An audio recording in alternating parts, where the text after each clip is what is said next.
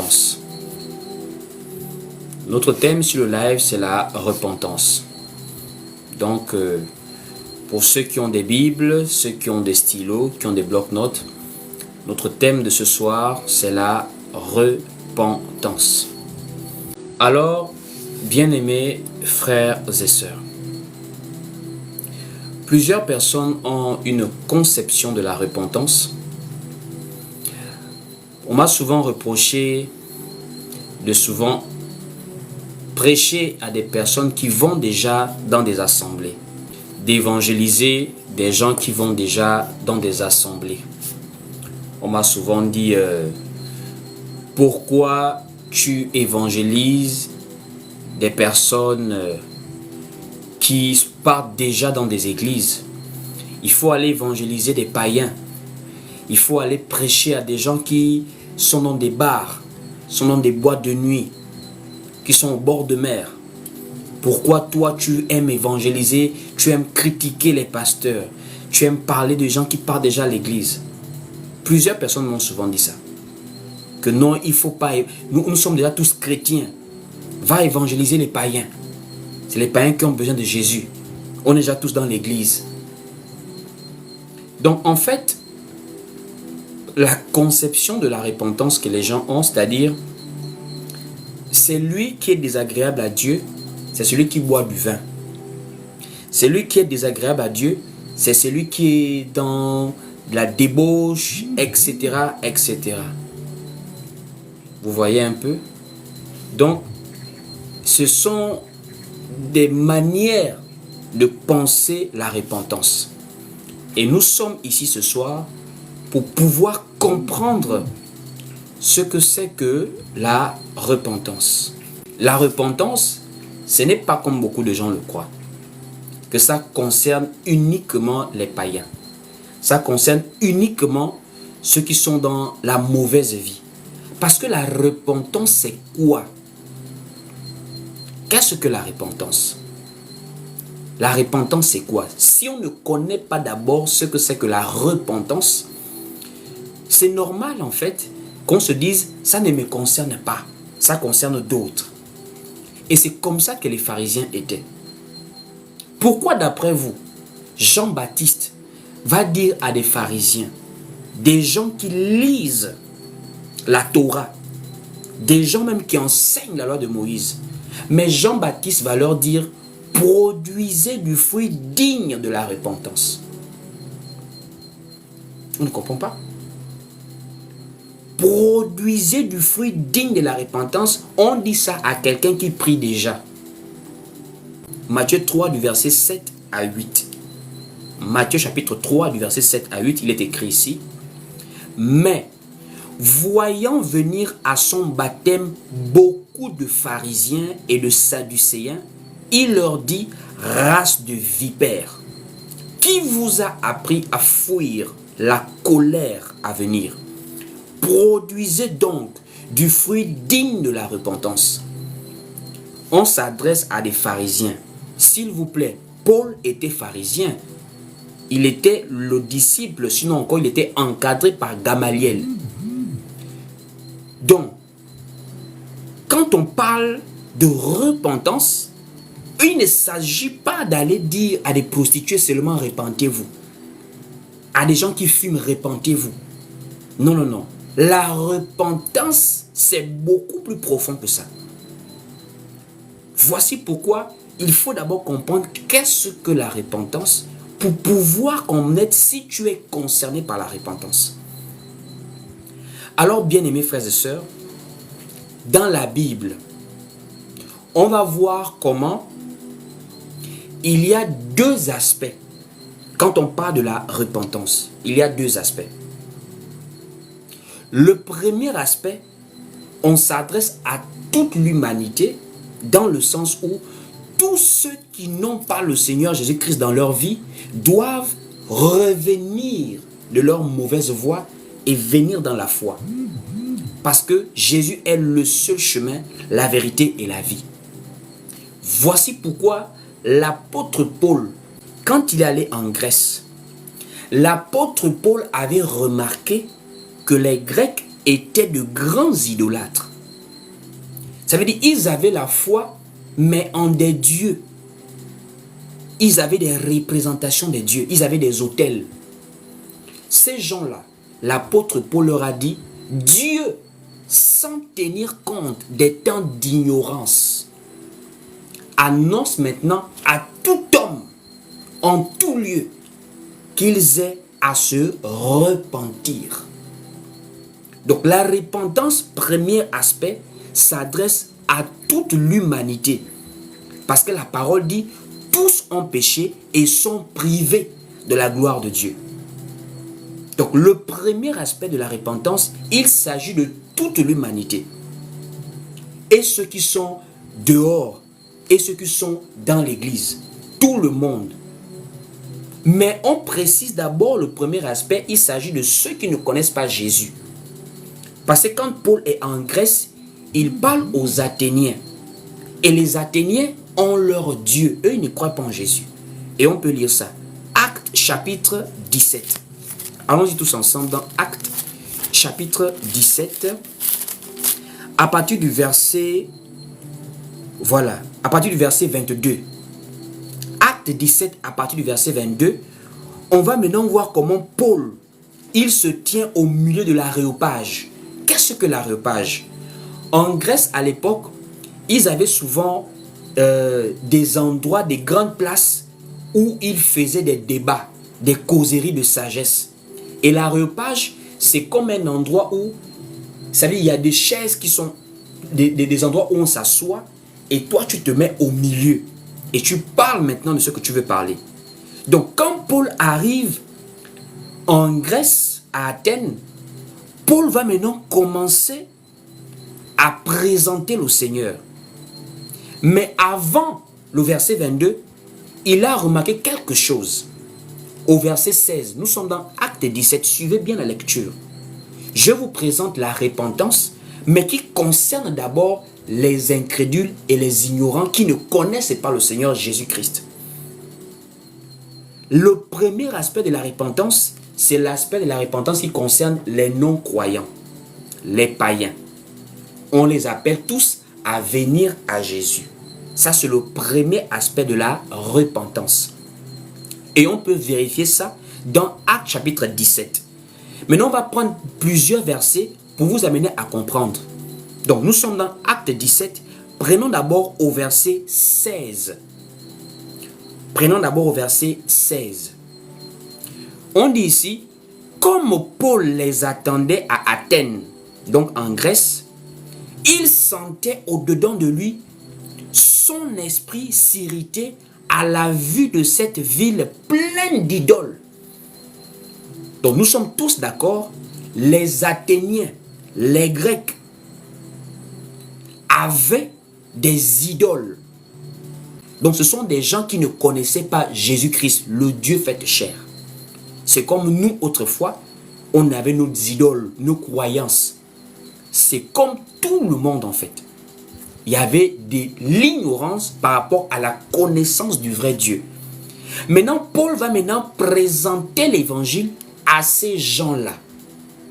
Et on prend maintenant au verset 22. Au verset 22, il est écrit ici, Paul, debout au milieu de l'aréopage, dit, Homme athénien, c'est Paul qui parle, Homme athénien, je vous trouve à tous égards extrêmement religieux, car en parcourant votre ville et en considérant les objets de votre dévotion, j'ai même découvert un autel avec cette inscription à un Dieu inconnu. Ce que vous révérez sans le connaître, c'est ce que je vous annonce. Donc, les Athéniens étaient des idolâtres. Ils avaient des idoles. Comme quelqu'un a des temples de Bouti, de Djembé, de Vaudou, etc. Donc, chacun a ses croyances. Comme à Éphèse, par exemple, quand Paul était allé là-bas avec Barnabas à Éphèse, il y avait Diane. Paul et Silas, quand ils étaient à Éphèse, il y avait Diane.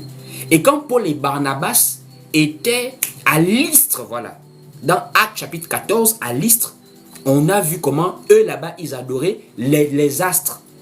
Il y avait Jupiter, il y avait Mercure. Donc c'est tout à fait normal. Chaque peuple a souvent eu des objets d'adoration. Ce n'est pas seulement nous les Africains, même les Indiens, même les Asiatiques, tout le monde a souvent eu l'objet de sa croyance. Donc, quand Paul se présente devant les Athéniens, il leur présente la repentance par rapport à l'idolâtrie. C'est comme on peut prêcher la repentance à des païens qui s'enivrent, qui font le vagabondage sexuel, qui vraiment font une vie de débauche. C'est normal. On présente le salut, la repentance à tous les hommes. Et c'est ce que Paul vient maintenant dire, après les avoir présentés au Seigneur à ces idolâtres athéniens-là.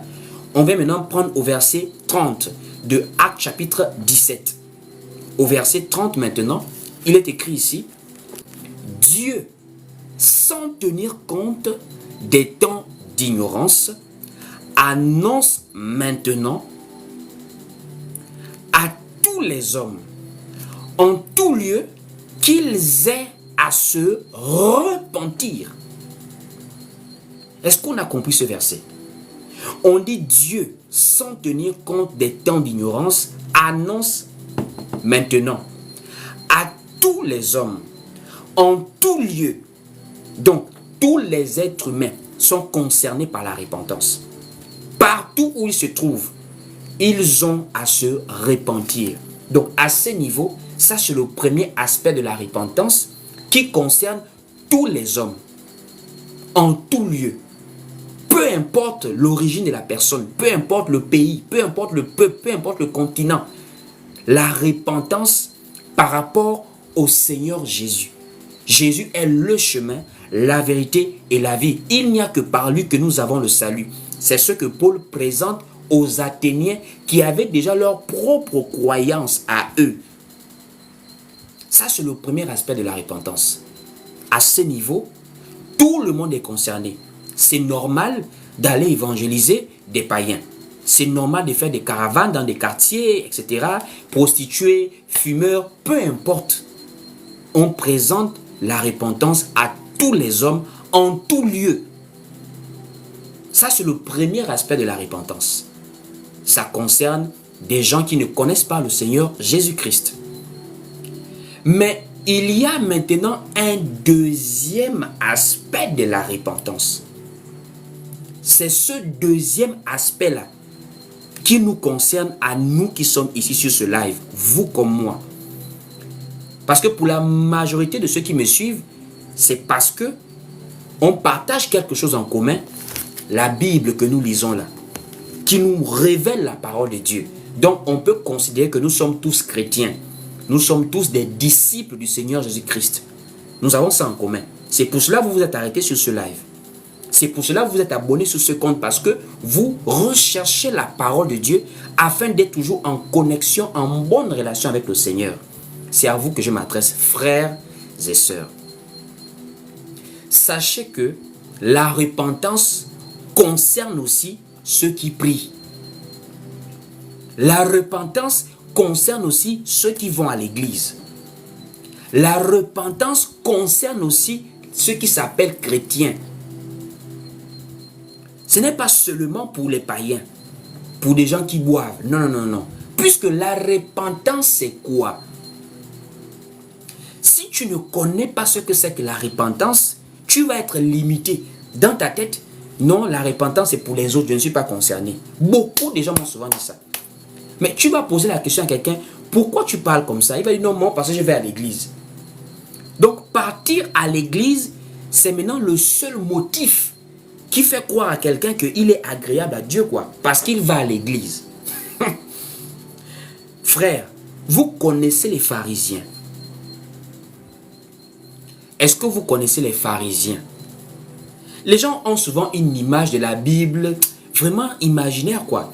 Pour les gens, comme Jésus traitait souvent les pharisiens des races des vipères, d'hypocrites, dans la pensée populaire, les pharisiens c'était des gens mauvais, quoi. Dans la pensée populaire, les pharisiens c'était des gens mauvais, des bandits.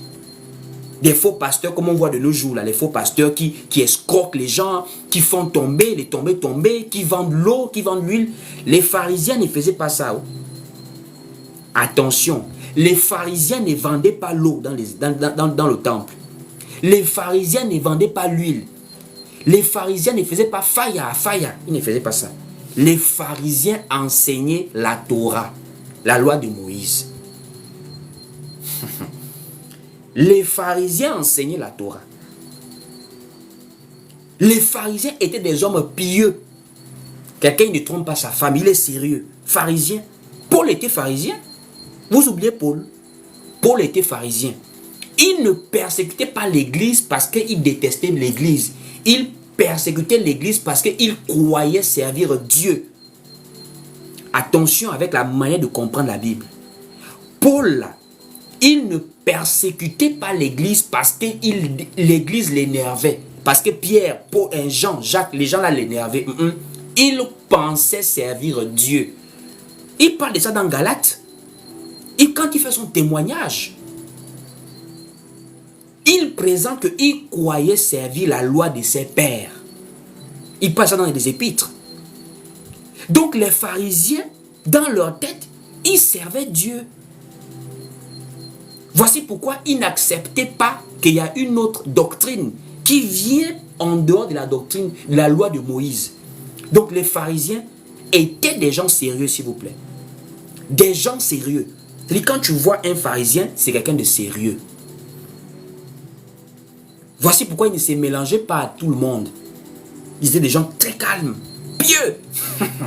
Mais Jésus est venu enseigner en fait que la piété qui découle des efforts de l'homme à pouvoir s'y rapprocher de Dieu ne sauve pas. La véritable piété, ça veut dire la véritable sainteté, vient de la parole. Voici pourquoi Jésus les disait race d'hypocrites que vous êtes.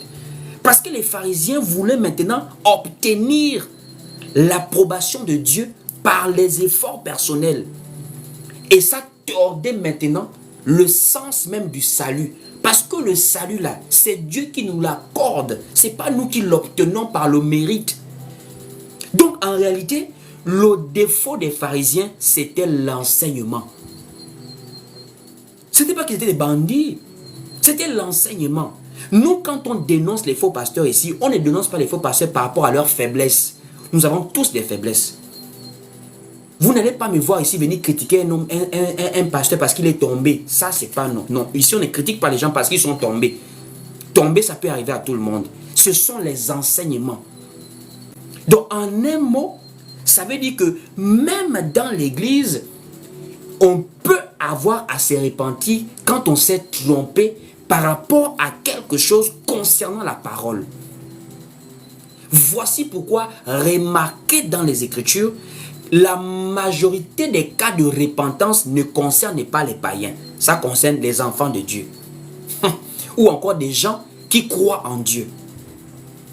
L'un des rares cas qui concerne tout le monde entier, tous les hommes, c'est dans Acte 17 que nous avons lu là clairement. Parce que dans Acte 17, l'apôtre Paul s'adresse à des idolâtres. Les Athéniens étaient des idolâtres. À ce niveau, on peut considérer que ça concerne tous ceux qui mènent une vie de désordre, idolâtrie, mensonge, tout ce que vous voulez, adultère et autres. Mais l'autre aspect de la repentance, c'est même pour ceux qui prient, même pour ceux qui fréquentent des églises. Prenons d'abord un premier cas. Dans Actes chapitre 2, les gens ont souvent pensé que les 3000 personnes qui se sont repenties là, c'était des païens. Des gens de mauvaise vie. Voici pourquoi il y a des gens, ils ne se remettent jamais en cause.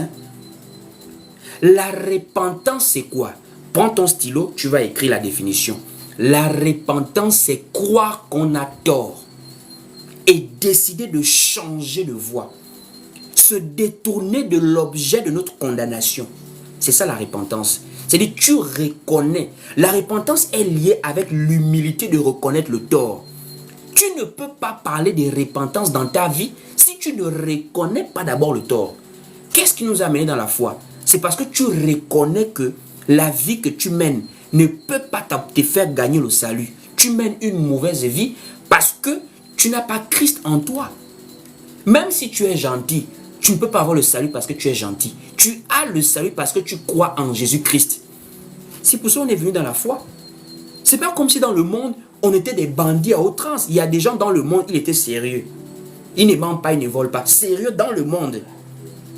Moi, j'ai vu des gens, il est dans le monde, mais il est plus sérieux que des chrétiens. Je dis, hein, j'ai vu des gens païens, mais son comportement, il est plus carré qu'un chrétien. Mais ça ne sauve pas.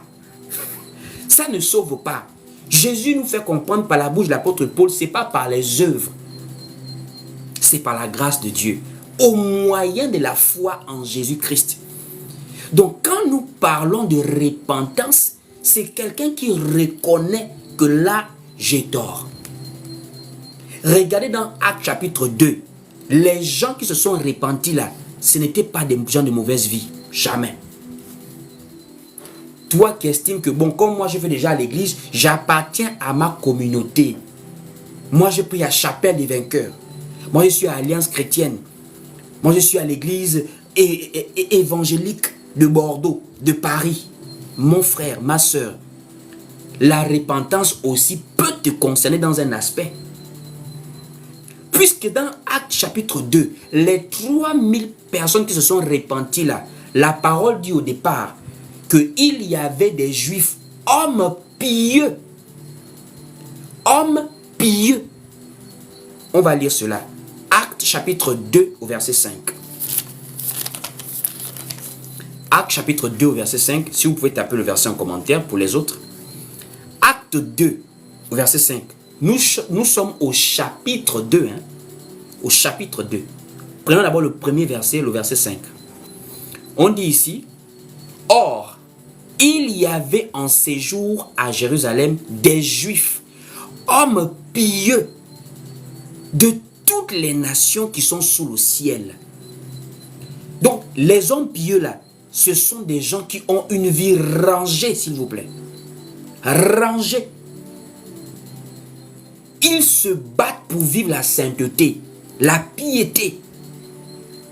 Frère, vous connaissez la piété d'un juif. Les juifs ne plaisantent pas avec la parole, la loi. Mais ce sont les juifs là, parmi ces hommes pieux là, 3000 parmi eux. Parce qu'il y avait des milliers à Jérusalem, le jour de la Pentecôte. Il n'y avait pas que 3000, il y avait des milliers, plusieurs milliers. Et parmi ces milliers, il y a 3000 qui ont cru à la prédication de Pierre et des autres apôtres.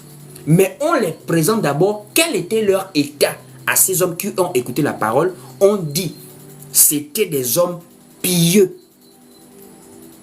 Des gens qui craignaient Dieu. Pieux, ils craignaient Dieu. Mais après avoir entendu le discours de l'apôtre Pierre, ils ont eu le cœur vivement touché. Bon, quelqu'un qui croit déjà en Dieu, mais il écoute une parole qui touche son cœur jusqu'à aller poser la question à Pierre et aux autres hommes frères, que ferons-nous? Des hommes pieux, hein, qui priaient déjà, qui craignaient Dieu. Mais ils vont dire à Pierre et aux autres apôtres, hommes frères, que ferons-nous? Prenons à partir du verset 37 à 38. Pour voir comment, parmi ces hommes-là, 3000, parmi ces hommes qu'on a présentés là, ils vont maintenant écouter la parole et se repentir. On est au verset 37 à 38, on dit ici, après avoir entendu ce discours, ils eurent le cœur vivement touché. Et ils dirent à Pierre et aux autres apôtres, hommes, frères, que ferons-nous? Écoutez la réponse de l'apôtre Pierre à des gens qui prient déjà. Des gens qui servent déjà Dieu. Des gens qui craignent déjà Dieu. Écoutez ce que l'apôtre Pierre va leur dire. Au verset 38, Pierre leur dit, repentez-vous et que chacun de vous soit baptisé au nom de Jésus-Christ pour le pardon de vos péchés et vous recevrez le don du Saint-Esprit. Pour le pardon de vos péchés. On dit ça à des hommes pieux.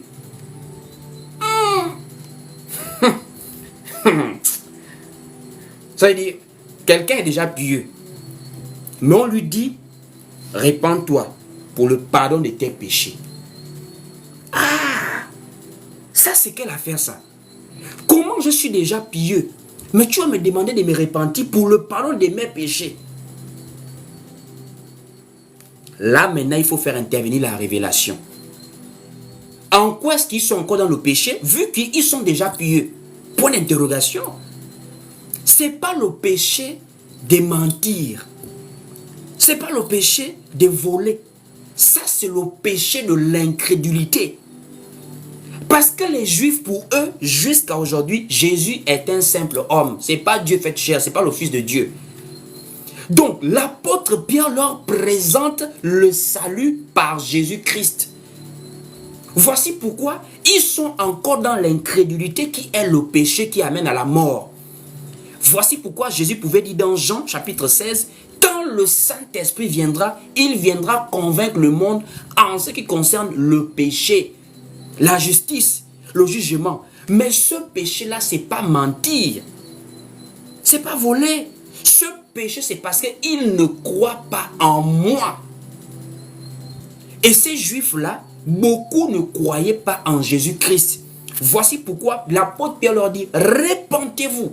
Ça veut dire, quittez la loi et venez maintenant embrasser la grâce, parce que c'est la grâce aujourd'hui qui sauve. Les préceptes de Moïse ne peuvent plus vous donner la vie aujourd'hui. Moïse disait, œil pour œil, dent pour dent. Tu aimes ton prochain et tu haïs ton ennemi. Mais Jésus dit, aimez ceux qui vous persécutent. Priez même pour ceux qui vous haïssent. Ça, c'est la grâce. Donc, le péché dont on parle des pharisiens, des juifs là, c'est le péché du rejet de la parole. Parce que rejeter Jésus, c'est rejeter la parole. Or, si tu rejettes la parole, tu ne peux pas être sauvé, même si tu es pieux. Parce que ta piété n'est pas selon la parole de Christ, ta piété est selon tes efforts. Les Juifs devaient faire beaucoup d'efforts pour être sauvés. Mais dans la grâce, on croit seulement en Jésus et on le laisse agir. La grâce représente le repos. Donc, c'était des gens pieux, mais ils avaient le péché qui ne croyaient pas en la parole. Est-ce qu'à ce niveau-là, on peut déjà comprendre de ce dont je parle? Que tu peux être enfant de Dieu, mais il y a des aspects dans lesquels tu dois te repentir encore. Tu peux fréquenter une assemblée, frère, sœur, il y a des aspects de ta vie dans ton cœur, tu sais que ça là, je dois me repentir par rapport à ça. Et la première forme de repentance, c'est vis-à-vis de la parole. La repentance première dont parlent les Écritures, c'est vis-à-vis du Seigneur Jésus-Christ qui est la parole. Voici pourquoi beaucoup de gens ne se remettent plus en cause. Tu vois une femme qui s'habille vraiment, il y a des moments le dimanche. Moi, ce n'est pas le samedi. Moi, ce n'est pas le vendredi. Moi, c'est le dimanche que j'aime être dans les carrefours. Samedi, c'est pour ceux qui partent chercher les bêtises, la débauche et autres. Moi, c'est le dimanche que j'aime les carrefours. Moi, c'est le dimanche. C'est-à-dire, le dimanche, quand je me mets dans un carrefour, c'est pour observer les gens quand même. C'est-à-dire, tu vois quelqu'une, une femme avec la Bible en main. Mais même ça, c'est-à-dire, la robe qu'elle porte, tu te poses la question, celle-là, c'est-à-dire, elle va à l'église ou elle part en boîte de nuit. Je dis, c'est vrai, je dis, hein, la robe que quelqu'un porte, quand même, ça veut dire, même toi, tu peux la dessiner. Tu connais même la largeur de sa cuisse. Tu connais même, c'est-à-dire, tu connais son corps, comment elle est bâtie, jusqu'à son derrière, tu la dessines. Mais elle a la Bible en main, elle va à l'église. Elle va à l'église. Parce que dans sa tête, comme je suis déjà chrétienne, j'appartiens à une église, ça ne me concerne plus. Votre affaire de repentez-vous. Moi, je ne suis plus dedans là. Il faut aller évangéliser les païens qui sont en boîte de nuit le samedi. Mais ma soeur, entre toi qui t'habilles en sexy collant bien serré pour aller soi-disant prier à l'église et la fille qui s'habille en mini-jupe pour aller en boîte de nuit, toi, tu vois vraiment une différence entre vous deux. Donc, tu vois une différence entre toi qui t'habilles serré. Il y a maintenant un nouveau style des chrétiennes, des bandites là. Comme on a dit mini-jupe, c'est sexy, elles sont maintenant intelligentes. Qu'est-ce qu'elles font? Il y a un genre de jupe qu'on appelle jupe crayon. Jupe crayon, ça veut dire quoi? C'est un genre de jupe collé serré. C'est-à-dire, c'est pas à sa taille en réalité, mais c'est collé serré, bien collé serré, avec une fente qui lui permet de marcher. Quand toi, tu connais ton corps, tu t'habilles collé serré, tu vas aller à l'assemblée, à l'église, devant des hommes qui vont te regarder. Pour toi, tu es en paix, quoi. Toi, tu es chrétienne. C'est l'autre qui est en boîte de nuit qui est païenne. Laisse-moi te dire, ma soeur, tu dois te repentir. Tu dois te repentir. Tu vas certes à l'église, mais tu désobéis à la parole qui dit que la femme s'habille d'une manière décente, avec pudeur et modestie. Pudeur veut dire quoi? Quand on te regarde, tu as un corps bien couvert. On n'a pas une pensée négative sexuelle sur toi. C'est ça la vérité. Il y a un deuxième personnage qui nous a enseigné bien la repentance. J'aime le livre de Job. J'aime trop le livre de Job quand on parle de la repentance. Job nous a tellement aidés. Job là, regardez comment il est passé par des souffrances. Hein. Ça veut dire, il n'a rien fait en tant que tel. C'est pas qu'il a été mal comporté. Mais Dieu permet à Satan de le frapper. Mais avant cela, c'est Dieu lui-même qui donne à Satan un bon témoignage de Job. C'est Dieu, c'est pas un homme. Vous pouvez donner un bon témoignage de moi, que le frère Willy c'est un bon frère. Je peux donner un témoignage de vous, que le frère Dominique c'est un bon frère. La sœur Tao là, c'est une bonne sœur. Le frère Phénix c'est un bon frère. Mais est-ce que Dieu peut faire ton témoignage? Ma soeur, mon frère. Quand c'est Dieu qui fait ton témoignage, il faut savoir que tu es un homme heureux dans ta vie. Quand c'est Dieu qui fait ton témoignage, sache que tu es un homme heureux dans ta vie. Alors que c'est Dieu lui-même qui a fait le témoignage de Job, que ce monsieur-là, il me craint. Il est droit, il est intègre. C'est Dieu lui-même qui parle à Satan sur Job. C'est-à-dire Dieu lui-même fait le témoignage d'un être humain. Allons-y lire Job chapitre 2. Job 2, au verset 3, il est écrit ici. L'Éternel dit à Satan, as-tu remarqué mon serviteur Job? Il n'y a personne comme lui sur la terre. C'est un homme intègre et droit, craignant Dieu et se détournant du mal. Il demeure ferme dans son intégrité et tu m'excites à le perdre sans motif. C'est-à-dire Dieu lui-même, il explique à Satan que non, Job c'est un homme droit. Job c'est un homme droit. Il craint Dieu, il est intègre. Cet homme droit là, ce monsieur droit là, après avoir subi tout ce qu'il a subi, il a persévéré, mais à la fin, il est venu se repentir. J'ai une question. Si on part sur la base du fait que la repentance, c'est pour celui qui fume la cigarette. La repentance, c'est pour celui qui boit le caille-caille. La repentance, c'est pour ceux qui sont en boîte de nuit là. Actuellement, d'autres sont en boîte de nuit. Si on part sur cette base-là, que la repentance, ce n'est pas pour vous les chrétiens. J'ai une question. Job qui craignait Dieu là, comment va-t-il se répandre? Il se répand pourquoi?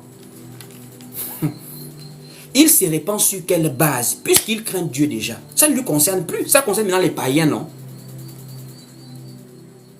Job se répand sur quelle base? Job va se repentir sur la base de la véritable connaissance de qui est Dieu. La révélation de qui est Dieu. C'est ce qui amène Job à se repentir. Job va dire, mon oreille avait entendu parler de toi. Mais maintenant que je t'ai vu, je me répands et je me condamne. Job 42 au verset 5. On prend maintenant dans Job chapitre 42 au verset 5. Allons-y tous lire ensemble. Job 42 au verset 5, on vient maintenant lire le repentir de Job.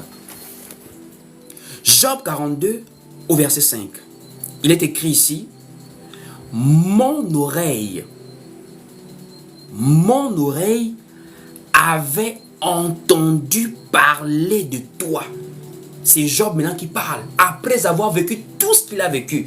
Il dit, mon oreille avait entendu parler de toi. Mais maintenant, mon œil t'a vu. C'est pourquoi je me condamne et je me répands. Un homme intègre, un homme qui craignait Dieu, un homme droit, il s'est condamné, il s'est repenti. Regarde un peu ta vie. Est-ce que toi tu es droit? Est-ce que toi tu es intègre? Quand tu prends la parole, tu prends ta vie, est-ce que tu crains Dieu? Toi, tu es vraiment content parce que le pasteur a une bonne relation avec toi. Au lieu d'être content parce que tu pratiques la parole. Parce que tu es agréable à Dieu au moyen de la sainte doctrine. Toi, tu es confiant parce que le pasteur a une bonne relation avec toi. Mais qui t'a dit que c'est le pasteur qui va t'amener au ciel? Qui t'a enseigné ça, mon frère, ma soeur? Que c'est le pasteur qui t'amène au ciel. C'est ta relation, c'est l'obéissance à la parole. C'est le fait de croire en la parole et de suivre cette parole qui t'amène au ciel. C'est pas parce que moi, j'apprécie mon frère qui va être sauvé pour ça. Il va être sauvé s'il ne se limite pas à écouter, mais qu'il mette en pratique la saine doctrine.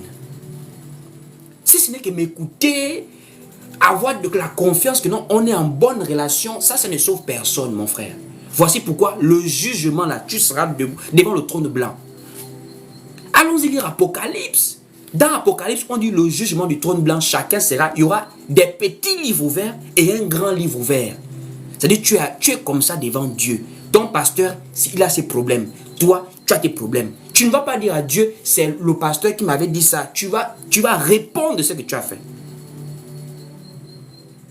Donc, repentance, c'est-à-dire tu regardes la parole, tu regardes ta vie. Qu'est-ce que Jésus a enseigné? Qu'est-ce que les apôtres ont enseigné? Pas ce que toi tu penses. Comme je crois, c'était quand? C'était hier ou avant-hier. Je parlais sur la diversité des langues. C'est-à-dire, on parle que les dons spirituels sont pour l'utilité commune. Quelqu'un veut me parler des dons spirituels seul dans sa maison. Enfin, je ne comprends pas des gens, quoi. On dit dons spirituels, c'est pour l'utilité commune. Mais toi, tu dis non, moi, chez moi, je parle en langue. Parfois, je parle en langue et je vois des choses. Mais parler en langue là, c'est un don spirituel. Et quand on parle de dons spirituels, on parle d'utilité commune. C'est pour l'assemblée. C'est pour l'église le don spirituel. C'est pour les autres dons spirituels. Que ce soit don de la foi, don des guérisons, miracles, discernement des esprits, par diversité des langues là. C'est pour les autres. C'est pour qu'ils soient édifiés.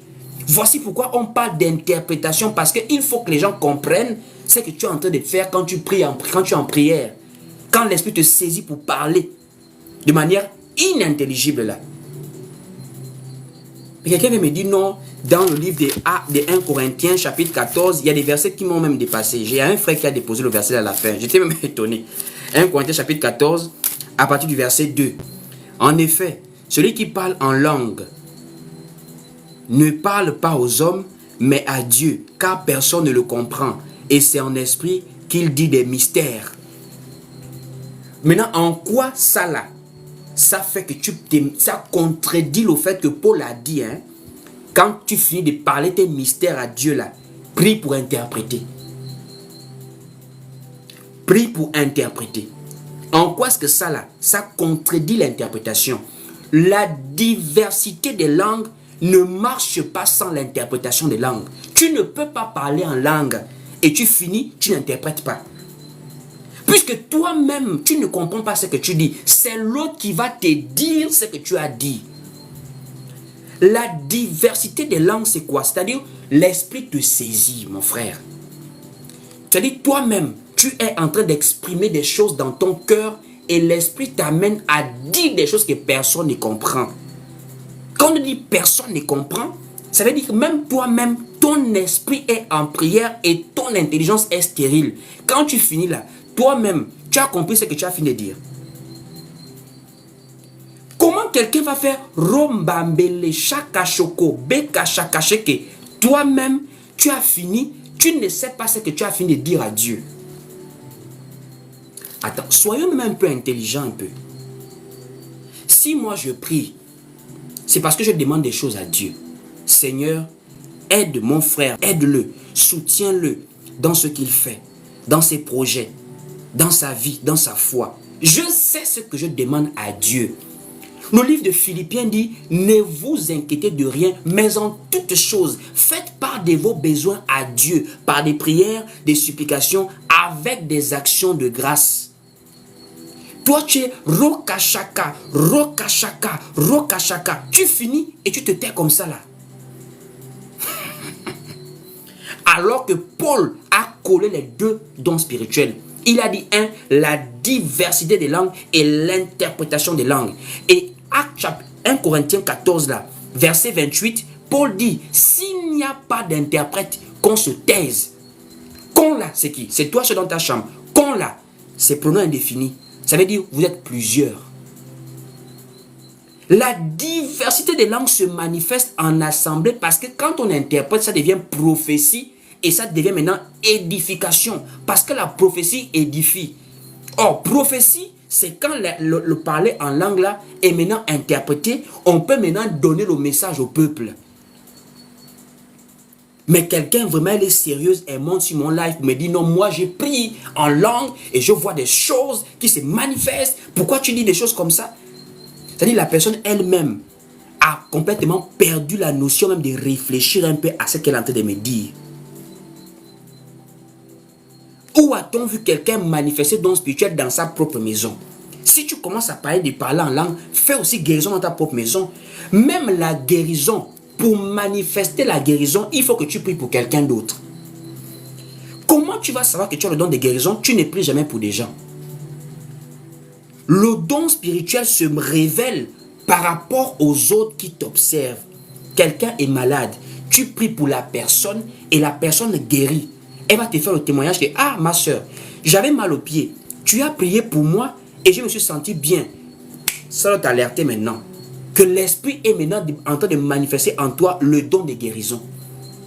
C'est comme diversité des langues. Ça te prend là. C'est même pas toi qui va remarquer ça. Ce sont les autres qui vont voir comment tu parles en prière. Et quand tu finis, soit c'est toi-même qui va avoir la capacité d'interpréter par le Saint-Esprit, soit c'est quelqu'un d'autre dans l'église qui va interpréter pour que l'assemblée puisse recevoir le message. Tout ce que je dis là, c'est dans les Écritures. Mais quelqu'un force carrément que non, moi je prie en langue chez moi. Ça là, ce sont des gens qui sont rebelles à la parole. Donc tu vas prier en langue, tu vas voir des miracles, mais sache que tu dois te repentir. Parce que tout miracle ne vient pas de Dieu. C'est votre problème. Tout miracle, toute bénédiction ne vient pas de Dieu. Or, tellement de gens croient que parce que j'ai vu la gloire de Dieu, c'est la gloire de Dieu que tu as vraiment vue. Tu es sûr que c'est la gloire de Dieu. La Bible nous enseigne que plusieurs faux prophètes s'élèveront et ils séduiront beaucoup de gens. Vous pensez que séduire un être humain, c'est avec quoi? Mais c'est avec le palpable. L'homme, il aime le palpable. Prie pour moi, papa. Localise-moi. Lui aussi va bien te localiser. Et il te séduit. Pourquoi? Parce que toi, tu ne fais pas attention à la parole. Tu fais attention à la puissance. Puissance sans parole, c'est la magie. Puissance qui n'est pas appuyée par les Écritures, c'est la magie, ma soeur. Quand tu vois un soi-disant prophète te faire le fire, te dit je te localise, et il te localise vraiment, hein. Il dit, ma soeur Adriana Olib Mamboula, je te vois, ma soeur. Je vois, à côté de toi, je vois un jeune homme qui est noir. Il est un peu élancé comme ça, ma soeur. Je vois à côté de toi. Et c'est vrai en même temps. Sache que sa voyance-là, qui n'est pas accompagnée de la sainte doctrine, c'est de la magie. C'est ce qui s'est passé dans Actes chapitre 8, mes frères. Souvenez-vous de Simon le magicien qui était en Samarie. Il avait bousculé la Samarie, mon frère. Mais avec quoi? Les actes de magie. Il faisait des miracles. Simon faisait des miracles en Samarie. Et pourtant c'était un magicien. Mais il faisait des miracles. Mais quelle était la différence entre le miracle que Simon le magicien faisait et le miracle que Philippe faisait? Philippe faisait miracle accompagné de l'évangile. Philippe faisait miracle accompagné de l'évangile. Et on va lire cela. Actes chapitre 8. Actes chapitre 8 au verset 5. On va maintenant aller voir la différence entre Simon le magicien et Philippe, alors que les deux faisaient des miracles en Samarie. Acte 8 au verset 5. Regardez la différence entre les deux.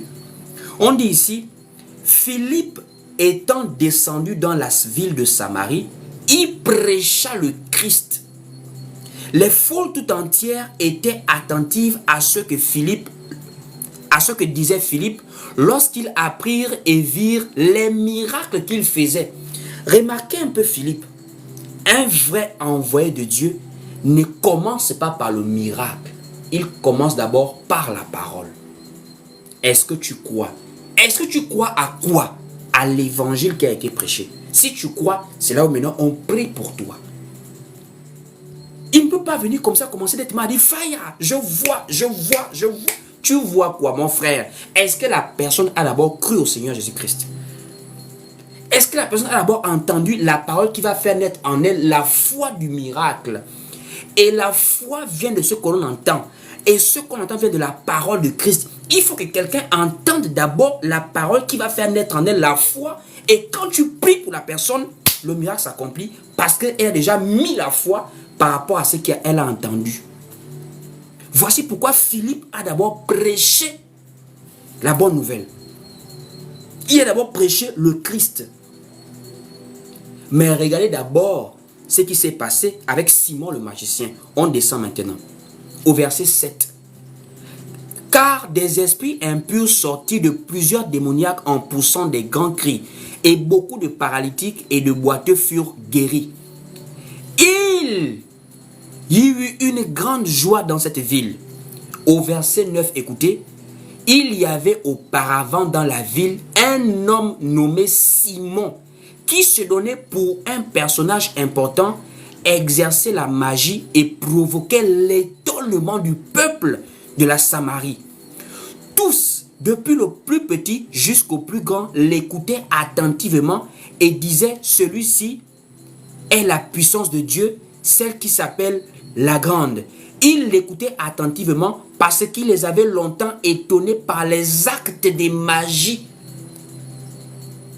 Ils n'écoutaient pas Simon le magicien parce qu'il prêchait la parole révélée. Ils écoutaient Simon le magicien parce qu'il les avait longtemps épatés, longtemps étonnés par les actes de magie. Il y a des faux prophètes qui sont en réalité des magiciens. Et c'est parce qu'ils vous attirent avec des miracles que vous les suivez. Mais un envoyé de Dieu, il vient avec le ainsi dit le Seigneur.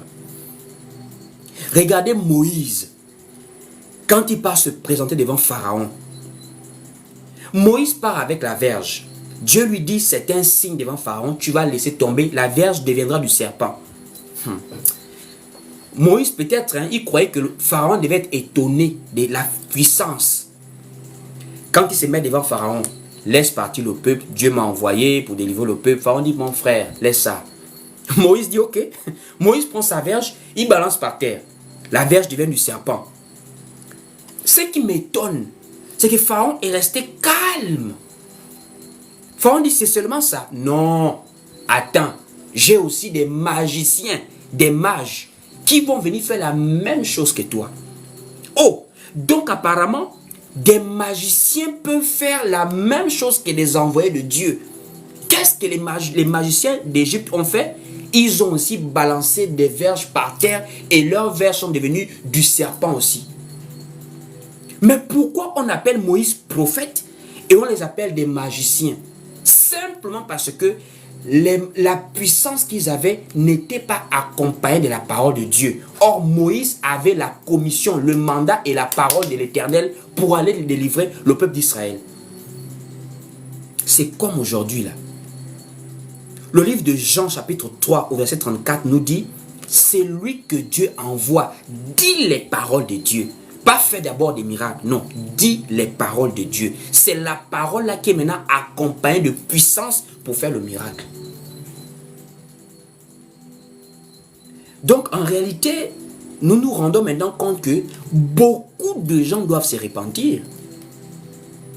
Il y a des endroits que vous devez quitter. Moi, on ne peut pas faire semblant, il faut être clair avec vous.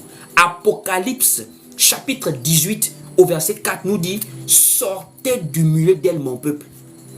Tout endroit où tu es et on ne te prêche pas la vraie parole, ce n'est pas une affaire de dire non, moi je ne suis pas le pasteur, je vois ma relation avec Dieu. Les gens m'ont souvent dit ça. Donc moi je suis catholique, je demeure catholique, même si le pape bénit les homosexuels, moi c'est pas mon chef. C'est pas ton chef comment? Tu nies déjà le chef. Dans ces titres, la papa là, le pape c'est le chef de l'église catholique. Faut pas maintenant nier le chef. C'est votre chef là-bas. Puisque dans ces titres, il y a l'infaillibilité papale.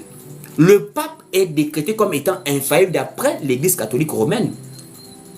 Donc, ça veut dire quoi? Il ne se trompe pas. Pourquoi tu veux maintenant régner ton chef? C'est ton chef. Catholiques, ils ont pour pape le chef. Donc, le pape, c'est le chef de tous les catholiques romains. Donc, toi, tu estimes que ce que ton chef fait, ça ne va pas avoir de l'impact sur toi. Tu es sûr de ça?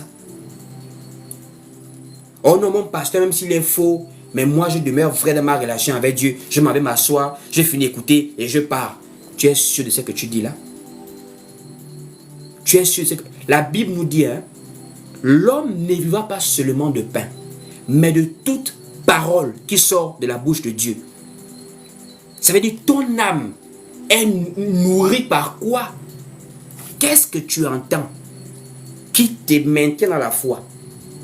Donc, un faux pasteur t'enseigne et toi tu crois que tu peux avoir une bonne relation avec Dieu. Qu'est-ce que le Seigneur nous dit dans Matthieu?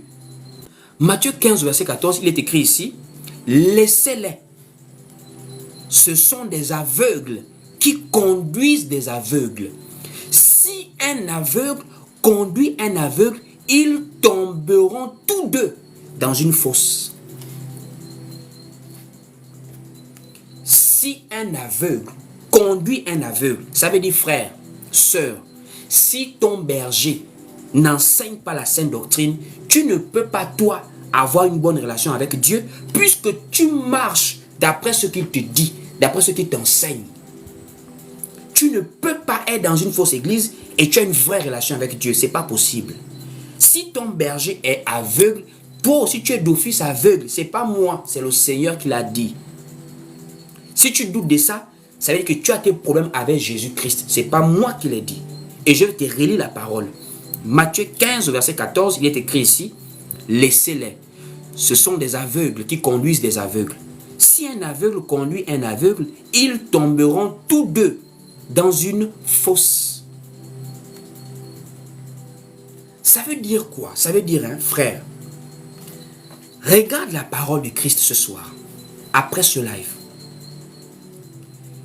Quand tu entends église, c'est aujourd'hui que nous on joue avec ça qu'on appelle église. Frère, il s'agit du salut de ton âme. Est-ce que tu n'as pas peur de ce qui va se passer après la mort? Tu ne sais pas ce qui va se passer. Je viendrai un jour enseigner ici sur la seconde mort. Sur la mort en général, je vais prêcher sur la mort. Ce n'est pas pour vous faire peur, hein, mais je vais peut-être arriver à vous faire prendre conscience. Il y a des gens qui jouent avec leur âme, quoi. Si tu ne sais pas quand tu peux mourir, Tu ne sais pas quand Christ va apparaître, mais tu joues avec ton âme comme ça, quoi. Oh, en tout cas, moi, vous aimez juger les autres. Hein. Vous aimez juger les autres. Moi, dans mon église, on fait comme ça. Est-ce que toi, l'église t'appartient? Mon église, ça veut dire quoi? L'église appartient à Christ. Si tu fais quelque chose, si vous faites quelque chose qui n'est pas conforme à la parole de Christ, n'appelez plus là-bas église. Appelez là-bas association. Association, il y a des tontines, il y a des partis politiques. Mais église, là, c'est la colonne de la vérité. Église, c'est la porte des cieux. Église, quand tu rentres là-bas, c'est la parole de Christ qui domine l'église. Ce n'est pas ce qu'un pasteur pense. Ce n'est pas ce que les fidèles pensent. C'est ce que la parole nous dit, frère. C'est pour dire à une personne, la repentance, c'est le fait de reconnaître qu'on a tort. Tu crois que là, je me suis trompé. Ça peut arriver à tout le monde. Reviens dans la parole. Croire en Jésus-Christ, c'est ce qui va te sauver. Mais croire en Jésus là, ce n'est pas le nom J-E-S-U-S. Croire en Jésus, c'est croire en la parole, la sainte doctrine, les enseignements du Seigneur. Que Dieu vous bénisse, vous édifie davantage et convainc vos cœurs par rapport à tout ce qui a été dit ce soir concernant la repentance. Regarde ta vie maintenant après. Et tu vas maintenant prier le Seigneur avec moi pour que la repentance soit notre partage à tous. Nous allons maintenant prier. Nous sommes arrivés à la fin et nous allons prier le Seigneur maintenant par rapport à la repentance. Partout où vous êtes, priez avec moi maintenant. Nous allons simplement incliner nos têtes et je vais prier pour la fin de ces moments. Seigneur, mon Dieu, mon roi, je te rends grâce. Je te dis merci, mon Dieu, pour ces moments d'édification. Quelqu'un a été béni ce soir, je le crois. Quelqu'un a été délivré ce soir par la révélation de la parole concernant la repentance.